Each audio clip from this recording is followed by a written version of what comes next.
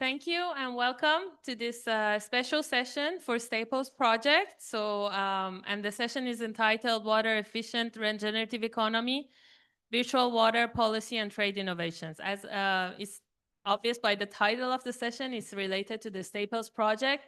So I have the honor to moderate this session. I'm going to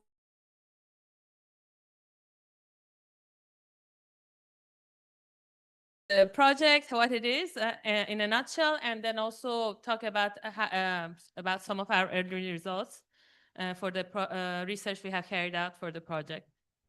So it's a project we started in May 2024 and a 3-year project, and we have a consortium of 10 partners from Italy, Spain, Egypt, and Morocco. And the main logic of the project is since stability is a pillar of food security, so we want to, and it can be put at risk by several domestic and external factors, and especially in MENA countries, we are exposed to international shocks, and there's little understanding about this external shocks and the stressors for the food security, actually. And so the project is actually tackling all those dimensions. And so through the project, we are going to identify different coping strategies for private sectors, but as well as the strategies for public actors to design resilient and effective policies. So the main goals of the project is, first of all, to generate a better understanding of these external stressors and shocks for the global value chains, for the cereals, which is key for food security. And also to develop innovative solutions and evidence-based recommendations for this ensuring food security in this region, which is like water scarce region of MENA, and in particular we work on Morocco and Egypt. And also another pillar of the project is to also build knowledge. So we also develop a dashboard and decision support system throughout this project. So if I want to present the project in one slide and one nutshell, it's Staples is a EU-funded project through the PRIMA program, and addresses water food trade nexus in water-stressed regions. And it investigates how virtual water flows, agricultural trade, and production systems shape the national water security, economic resilience, and sustainability. Also, it generates evidence-based tools to support regenerative and water-efficient economic models and policies that are actually science-based. And it engages different universities, policy institutions, regional stakeholders to design these strategies. So throughout the project as EMEA, we are also writing a report for one of the work packages about virtual water. So the report is entitled Virtual Water Trade of Cereals vis-a-vis key competing corps and sectors in Egypt and Morocco. So I'm going to, like in 1 minute, talk about what is this report about and what are like key takeaways. So first of all, I think that this is also very important for the continuing this discussion about what is virtual water and what is water footprint, so to have our ideas straight. So virtual water is the embedded water, amount of water that is used to produce a good or commodity or service. And it's differ with water footprint in a sense that water footprint is more comprehensive. So inside water footprint, you have we also know the origin of the water, because not all water are the same. You can have blue water, which is surface or on groundwater, also lakes, rivers, and so on. You have also green water, which is rainwater stored in the soil, and also gray water, which is the water needed to dilute different pollutants. So in this schema, I love it because it explains very well different waters. But virtual water is more broad notion that actually has all the water that you need, you use to produce a specific good.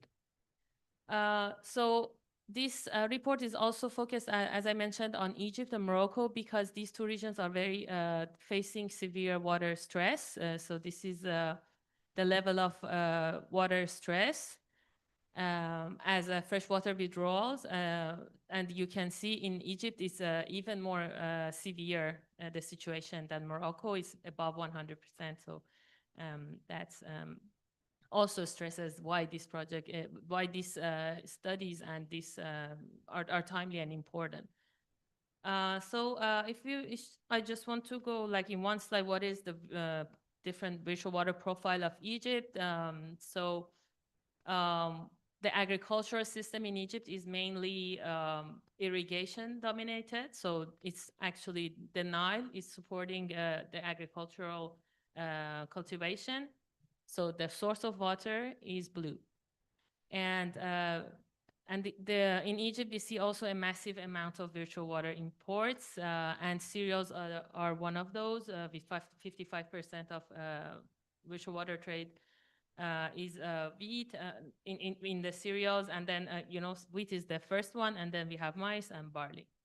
Also, Egypt is a exporter of cotton, which is highly water intensive, so it's a major virtual water export of the country. For horticulture, we have higher economic water productivity, but lower share of total water use. In Morocco, the situation is a bit different because we also have high virtual water content and low productivity. It's also a country that is importer of virtual water, especially in cereals, but then barley is the most imported one, and then maize and wheat. And then we also have exports of horticulture, so citrus, tomatoes, olives, and so on, and which is a major virtual water outflow or exports, despite the scarcity of water in Morocco. So there was this Green Morocco plan that shifted irrigation towards higher value export crops to increase the blue water. That increased actually blue water pressure on the country. And actually cotton is a negligible role. So if I just want to compare different, the two countries, so water-based in Egypt is Nile, so blue water. In Morocco is rain-fed, so it is green water. But it's also subject to higher volatility because we don't know how much rain you're gonna get. So for food security, it has implications. So you don't know what would your agricultural yield each year. In terms of virtual water strategy, so Egypt is importing cereals more and more in order to save Nile's water. In Morocco, we have importing cereals, but also exporting horticulture more and more, which is pushing more stress on water resources. So you have, so actually in terms of economic return in Egypt is more moderate, in Morocco is high for export crops. So in a nutshell, I think this would be the core of this discussion in this panel. Is that the policymakers in all the countries, especially in water-scarce countries, they are facing this dilemma of balancing water, economic gain, and food security. So on one side, they want to optimize the use of scarce natural resources, including water. On the other hand, they want to maximize economic growth, so GDP growth, trade revenues, and these are more available in horticulture, which is more water-intensive agricultural product. And at the same time, they want to guarantee national food security and food sovereignty. And these three goals, they don't go in the same direction. So that's the key issue, and that's the dilemma that all the policymakers should face. And I think it requires a very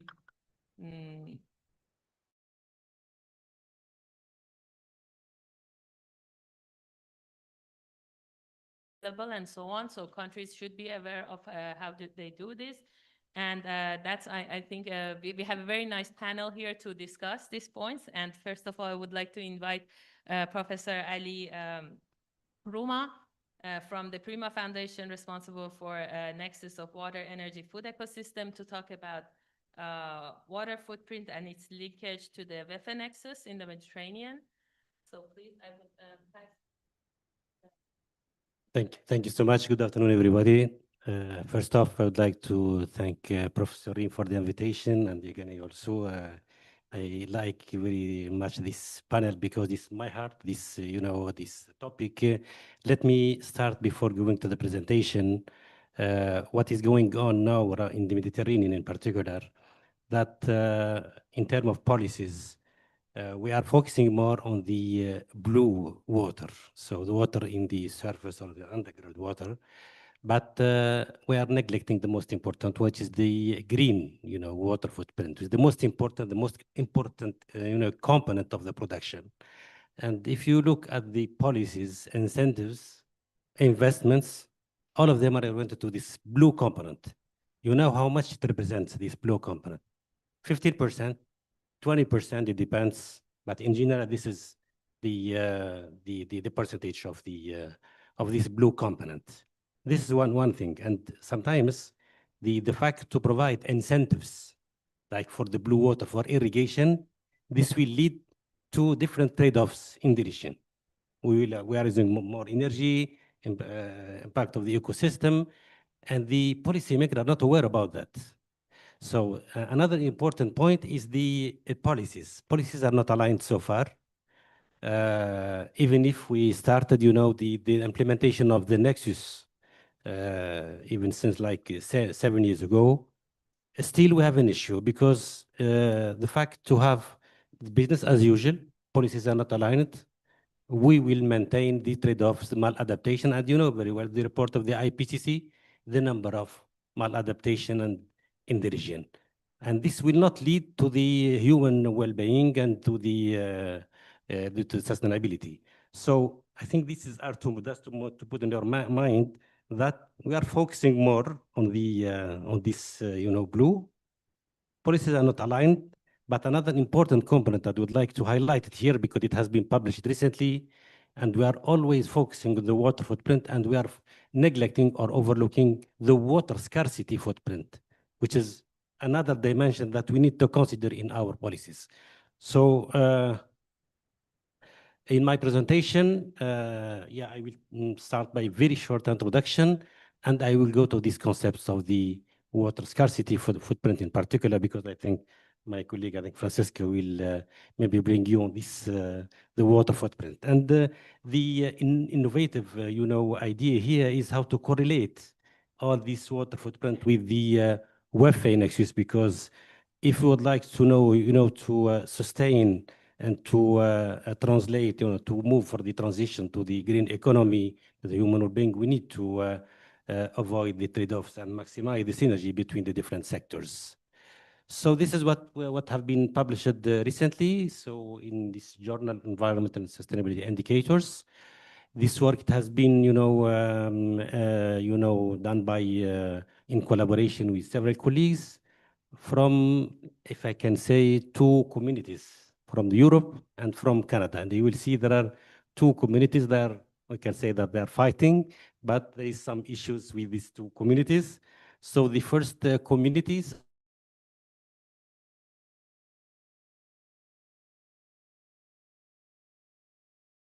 wait a bit.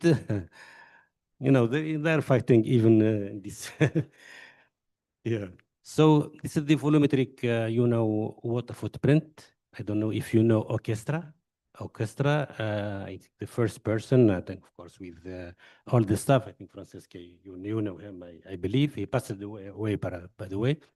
So Orchestra in 2002, he the first introduced this water footprint, whether for the blue, green, and gray.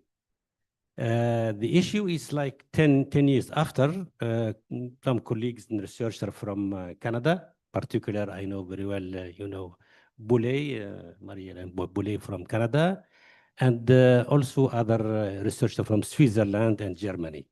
They're a little bit against this quantitative because the quantity, there is no sense if we look at the origin and the local where we extracted the water. And the qualitative, because or the LCA water footprint has been introduced, and we have like an ISO 14014, which has been published in 2014. So the two communities they're, let's say, we can say they're fighting and they're disputing by different articles and they are criticizing to each others. So until now, even if I think they are complementary and we can maybe try to find the way to align the two communities, because of course the quantitative is very important, but also we need to look at the qualitative aspects as well. So our idea here is to find the way to have these two communities together. Very quickly to see, you can see here the differences. Maybe you can, what's the differences between these two communities, the quantitative one, and if we can say the LCA, water footprint. So the first one, as I said, the water footprint analysis is volumetric, quantitatives. And while the LCA, water footprint is impacted oriented. So this is, one of the differences. The impact assessment. So the impact assessment, the LCA water footprint, multiples water volumes by what we call it the characterization factors, the AWARE methodology that has been, published by Boulay and the team of Canada. And now, by the way, in 2025, we have a new version of the AWARE 2. So, but the water footprint analysis, the community of orchestra analyzes the impacts in, let's say, in another step. So they are not considering the impact, but it's in another step. The water use efficiency, as you can see here, the LC water assumes that the water can be used without harming the abundant. If you have a lot of water, there is no issue about that. But the water footprint, analysis of the water footprint community, they consider the water efficiency as an important, component. The green, and this is, I think I do agree with the water footprint. In the LCA, I cannot see very well the green water footprint. And as I said, this is the most important component, at least for the production, for the agriculture product. It's not clear enough. But they say, in different articles, it's like a consequence of land use, etc. But for this case, I think I'm more aligned about the quantitative or volumetric water footprint. The pollution, the water footprint assessment, as you see here, that the dilution needed for the water quality, but the LCAs are measured the impact from the pollutant. So you see here that there are different, differences between these two communities. Our idea in our article is to find the way how we can try to maybe try to converge and maybe to find the way that the two communities could complete to each other's. So our idea is to have this water energy food ecosystem nexus. I don't know if you are aware about this concept. I think this concept started since the conference of Bonn, 2011. And now I think we are advancing very well. Most of the publication, have been published from 2017-18. So that is very, very recent, this concept. So the idea of this WEFE Nexus is the integrated management and the governance of the resources. So it's not only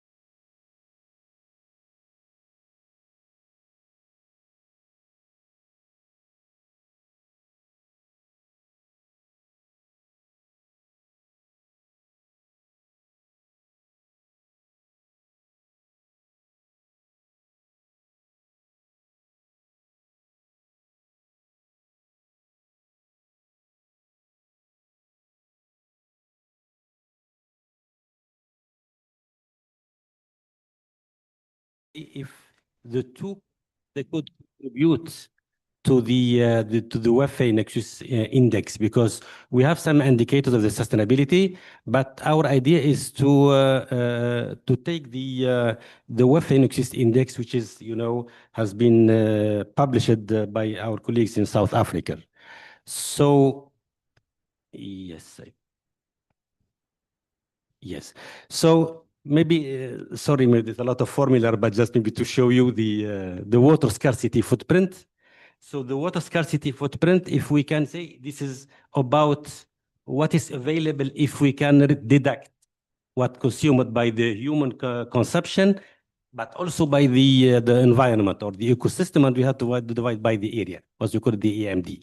And then we have the characterization factor. We have to divide this EMD at the world average by the EMD of this region or watershed or the country. In this case, so this is what we call the characterization factor, or also the similar is the method of the aware method. Now we have two versions of the aware. We have the version of 2015 by the team of Bolay, and now we have this year we have a new version of this aware. So aware and characterization factor are the same. If we find it in different publications. Does not work.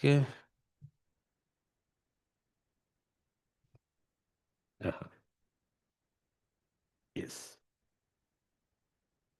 Just to show you the for different countries, I selected here the main, Mediterranean countries, and you see the characterization factor of the Mediterranean. And you can see here from the very high scarcity to high scarcity to a little bit low scarcity, if I can say.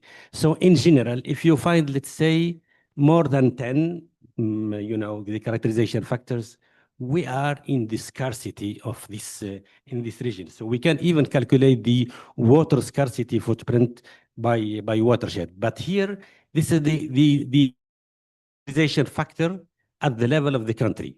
So please take this into consideration, because we will now calculate the water scarcity footprint for different countries and also for different crops. So here, this is the new version of George and Bolay. So it has been published recently, and you can see this is the version 2 of the aware, and you can see here the characterization factors.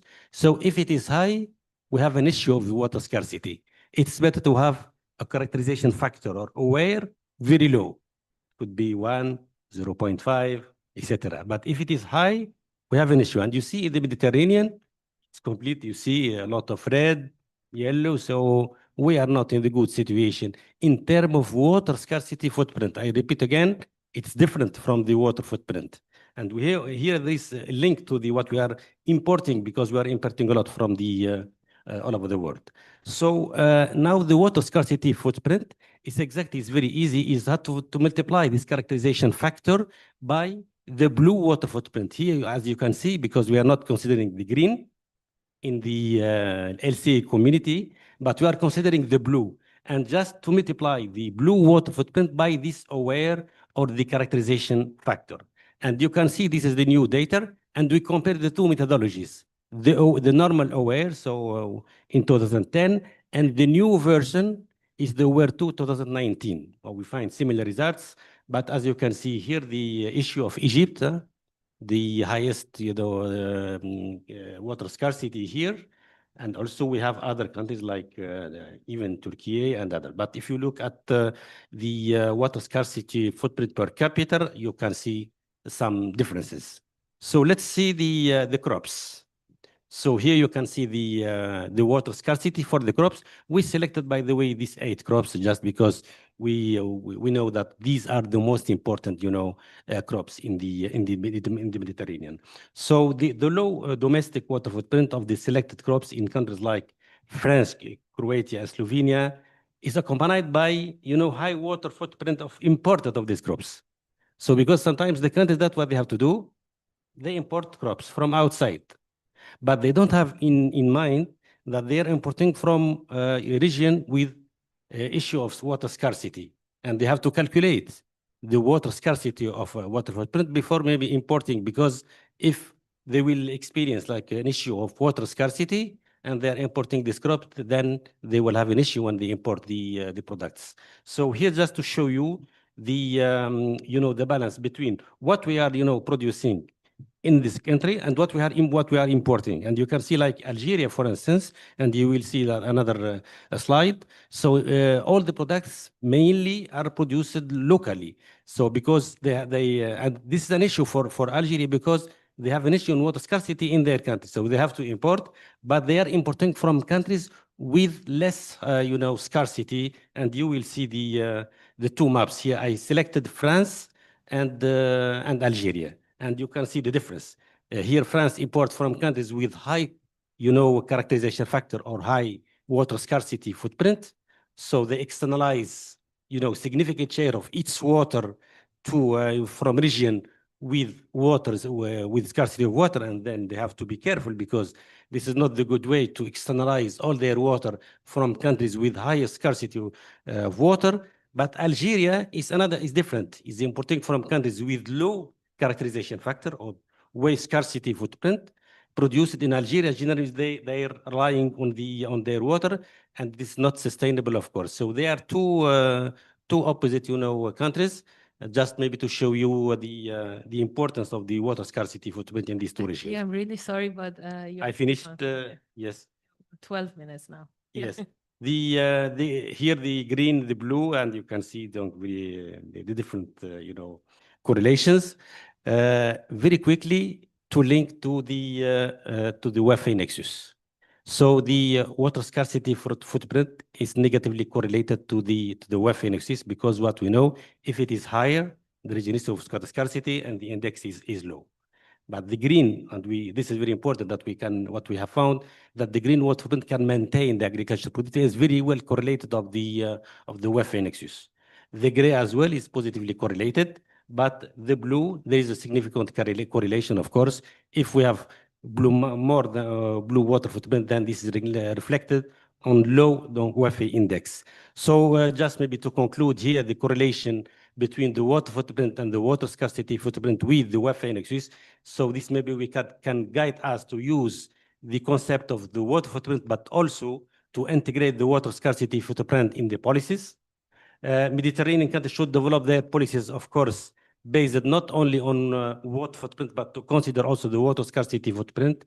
And what I advise here is to Mediterranean WEFE task force to facilitate the data sharing, because we have an issue with the data, the quality of data, and in order to develop not only policies at the national level, but also policies at the regional level, because we are sharing a lot of resources. And thank you so much. Back to you.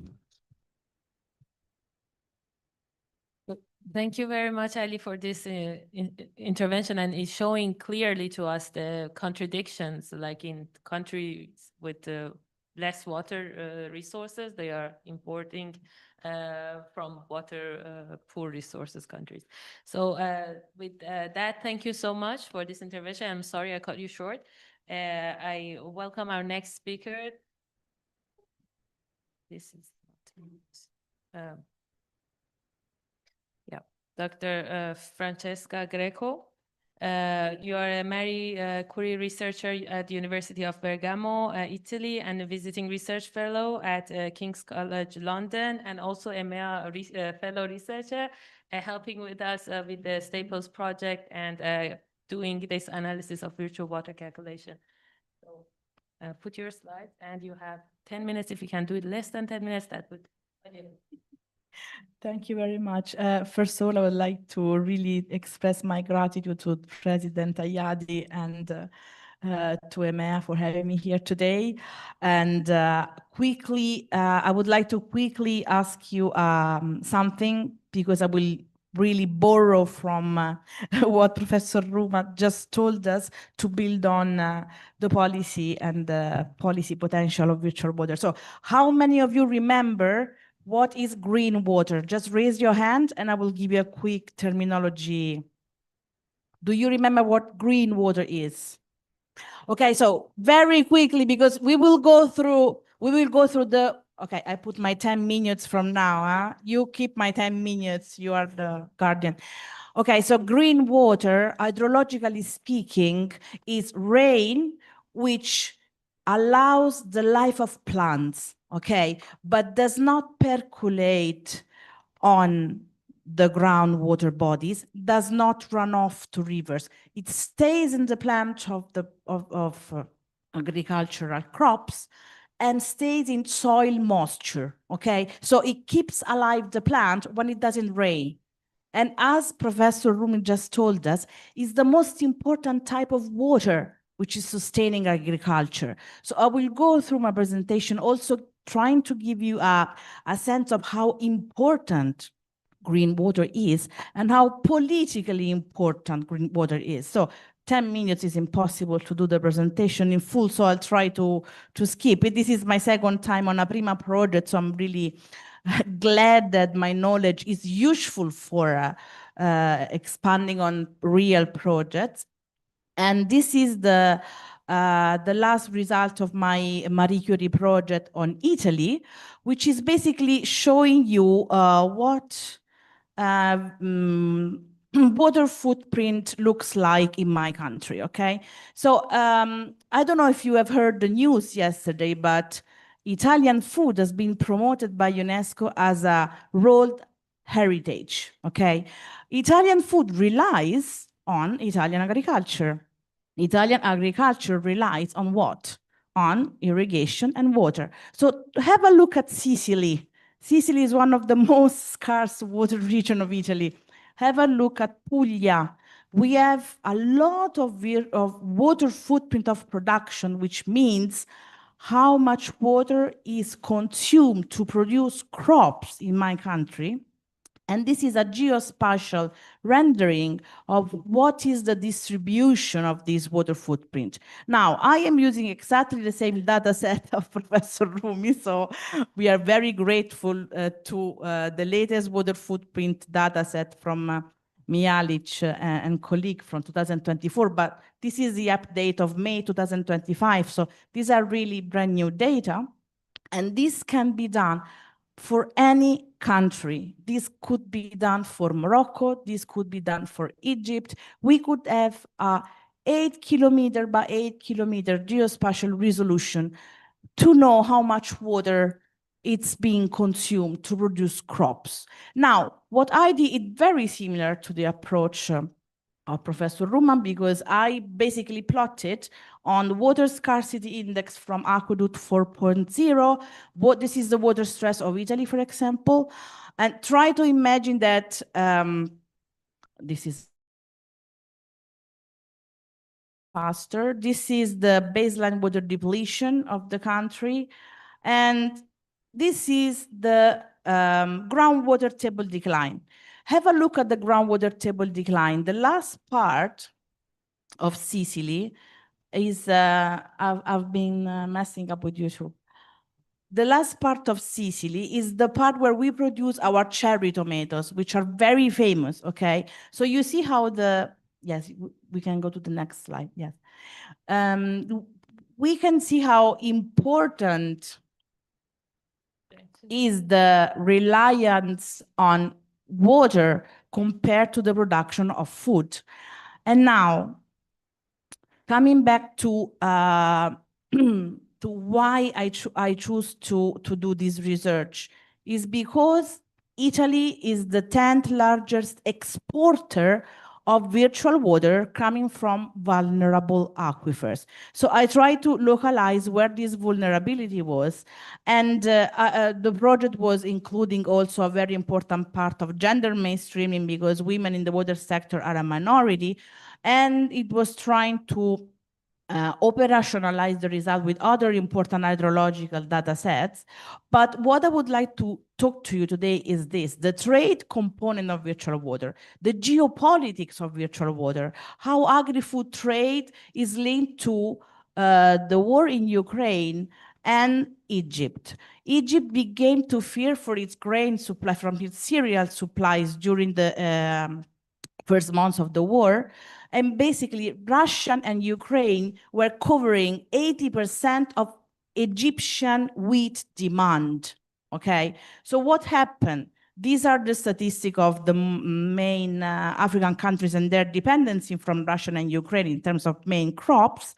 And you can see that this is the map of water scarcity and how different countries were importing crops. This is from 2022, from Russia and Ukraine. What was the consequence on this? That Egypt started an import substitution process and started to stop exporting its own crops to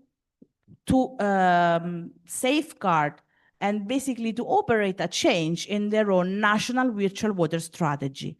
Now, coming back to green water, why green water was geopolitically important here? Because you remember what is green water? It rain which sustains the life of plants. Snow and rain are more abundant in Ukraine and Russia. So Egypt was importing a type of virtual water which was more green water intense. So the sustainability of this import was larger than the current import, because now Egypt is importing from France and the US, which have a very low, a much lower percentage of green water in the same type of crops that they are importing. So just to finish the story of this import substitution of Egypt, this is just an example that I wanted to give you, but the political importance of green water is something I am exploring with Professor Miromashi from King's College London. And my main message is, just to wrap up this short speech, is, as Tony Allen was saying, Tony Allen was the creator of the word virtual water. And I had the honor to be the last PhD student of Tony Allen. He was always saying, more crops per drop. So we should try to produce more crops with the same crop. We should also be able to produce more jobs per drop. So with the same amount of water, we should be able to produce more jobs. But virtual water is politically silent, because politicians do not speak the language of virtual water, and is economically invisible. You do not trade virtual water. There is not such a commodity called virtual water. Virtual water is embedded in the food system. So Egypt shows how geopolitics is a key factor embedded in virtual water trade and food system. The database of Mialic, we both use, provides how geospatial analysis can help and speak by itself and provide policy-oriented solution. The Italian video is an example, but the importance of green water and the potential of virtual water trade analysis for crop import and export is something we should really explore. So we should not give farmers prescriptive messages. Okay, now you stop growing your tomatoes. How can we say Morocco to stop growing their tomatoes that they are exporting to Spain and the UK? It's high value crop and it's income generation crop. So we should try to co-create viable solutions and not imposing prescriptions to farmers. And this is my overall message, how virtual water trade can allow more sustainable food and more sustainable water security in a viable policy proposal manner. So I leave you with a picture of Tony Allen, which was always saying the farmers will save the world. Thank you very much.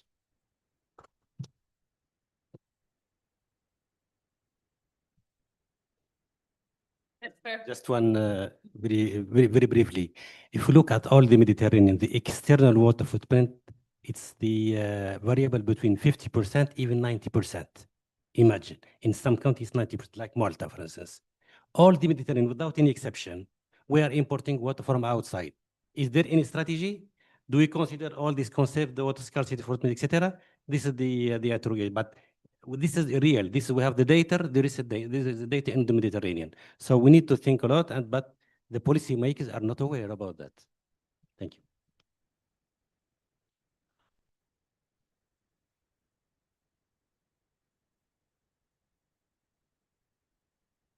So thank you very much. For this intervention, I think we need to be more intelligent in what we are sending where and the resources that was required to make those products, of course. So with that, we move to, and so the core here is about trade. And I think that's a very nice transition to the Professor Shahir Zaki, who is a professor at Université d'Orléans and Economic Research Forum, associate affiliate researcher, and also he's an affiliate researcher at EMANES and a dear friend. So we are very happy to have you and collaborating with you on the Staples project. You have 10 minutes. If you can make it shorter, that's even better.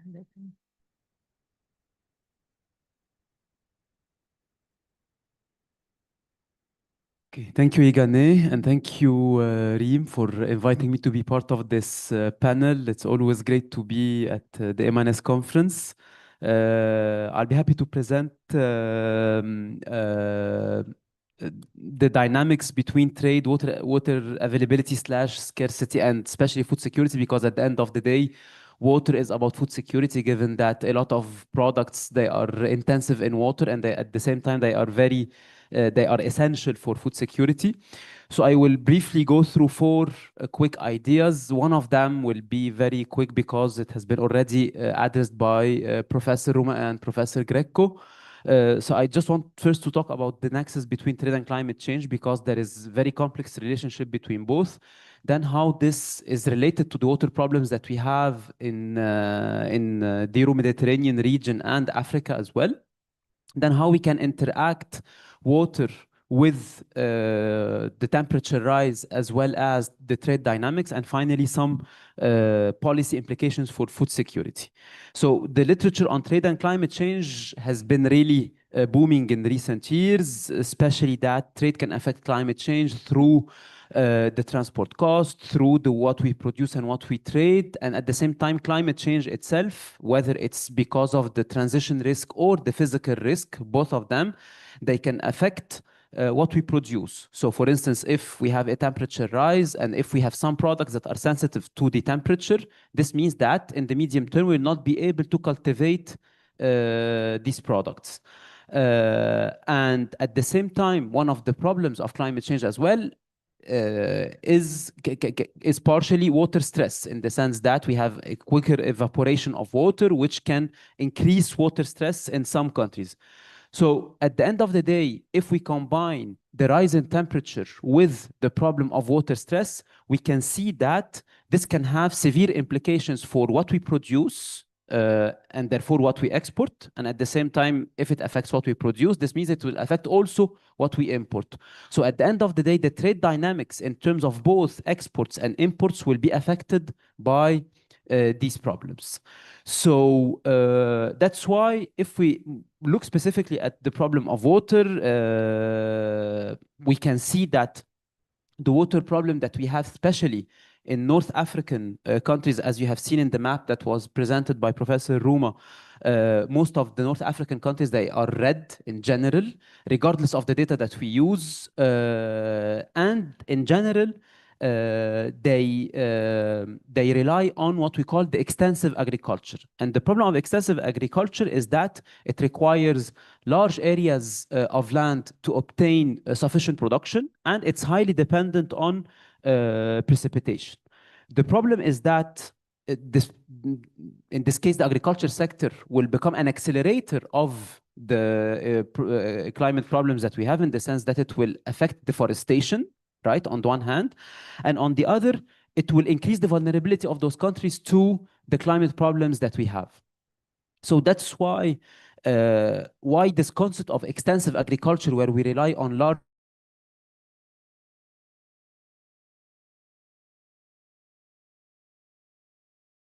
agriculture, because of the poor control of water that is in general caused by either the insufficiency of irrigation, or the lack of mechanization, or the waste management, or the waste of water, sorry, the low use of fertilizers, and so on.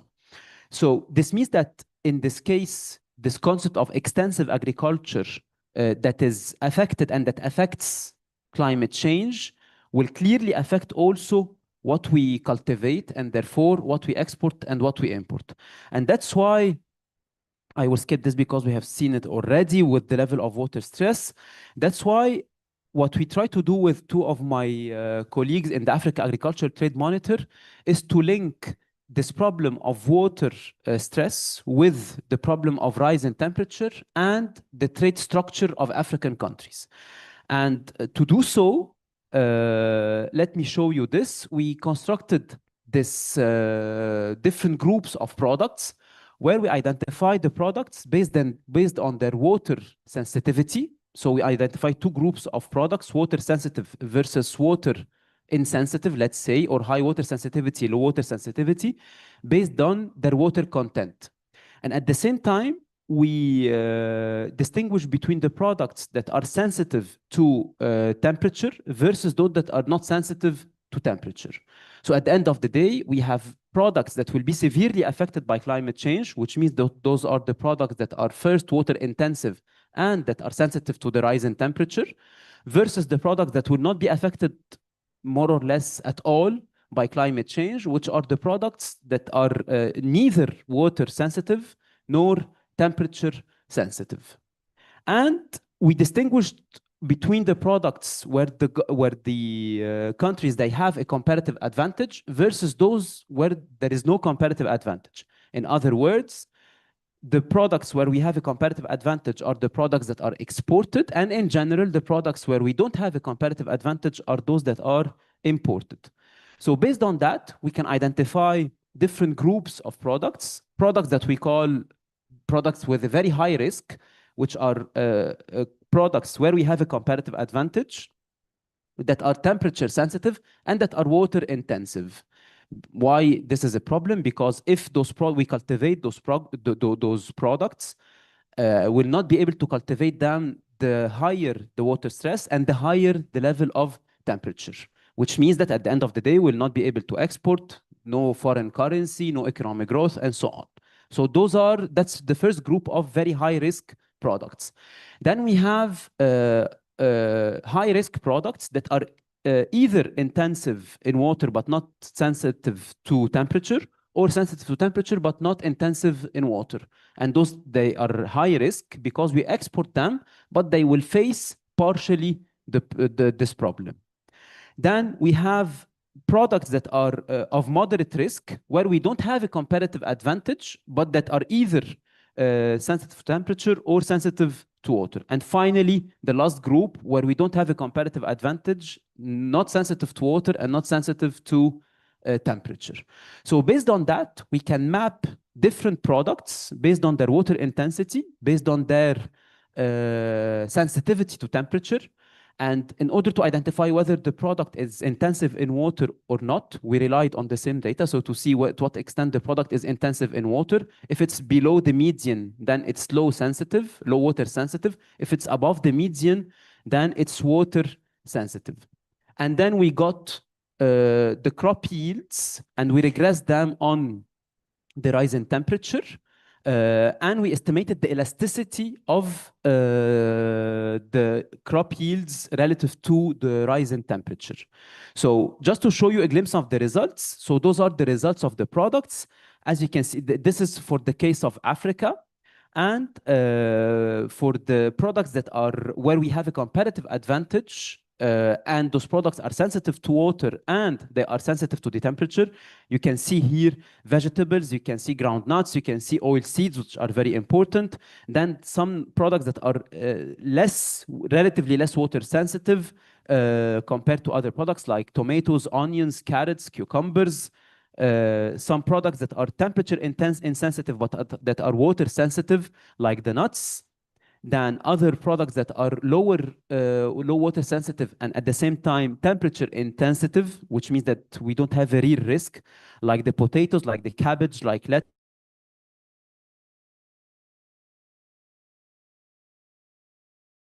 Most of these products, they are important, and you can see here on the top of these products, we have rice, we have wheat, we have maize. So all those products, we don't have a comparative advantage. They will not represent a risk for African countries in terms of their exports, but they have severe implications in terms of food security, in the sense that such products are key products for food security.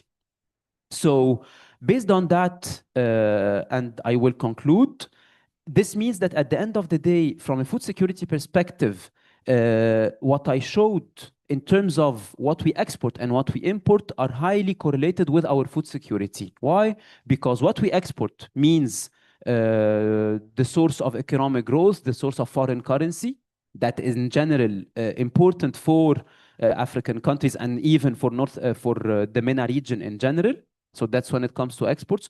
But when it comes to imports, it's even more severe, because most of the products that might be affected by water problems or temperature are in general imported, and those products are key for food security. So this means that our food security will also not subject to the geopolitical problems that we have, but will also be severely affected by the climate change problems, including water stress and the rise in temperature. Thank you, and I will stop here. Thank you so much. So thank you so much, Shahir. I think it made a very nice transition because we first said, okay, we need to have policies that take into account the resources, and you put into also this trade perspective into account that we also need to pay attention to the temperature sensitiveness and water sensitivity, and also having this economic gain at the end of the day and comparative advantage of each country in the trade dynamics and the equation. So I think that made you bring up a solution, how to find those best trade solutions that corresponds to the resources and also the capacity of the countries. So I'm afraid we don't have time to take any questions. Please, we stay here with you like for dinner and then the light shows and the after. And unfortunately, we don't have time also to have a break. So we move directly to the policy session. We have 2 minutes to grab a coffee and bring it here in the room, okay?